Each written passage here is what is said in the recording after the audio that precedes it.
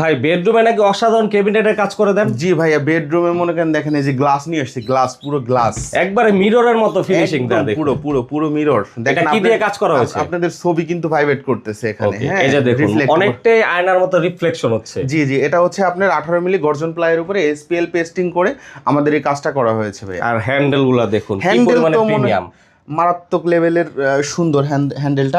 আমার বেসিক্যালি আমার কাছে ভালো লাগে, কার কাছে কেমন লাগে অবশ্যই কমেন্টের মাধ্যমে জানাবেন।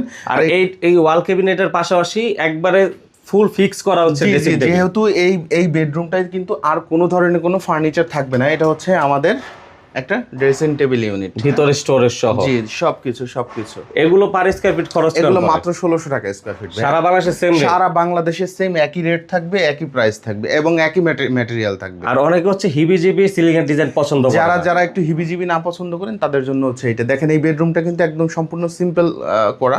আপনারা যদি কেউ চান এই ধরনের কাজগুলো করে নিতে পারেন। আর যদি এরকম একটা রুমের সম্পূর্ণ কেমন খরচ পড়বে? এটা হচ্ছে জিপসামটা যদি কেউ করে সর্বোচ্চ 7000 টাকা খরচ হবে আপনার রং সহকারে। এই সাদা কালার সহকারে?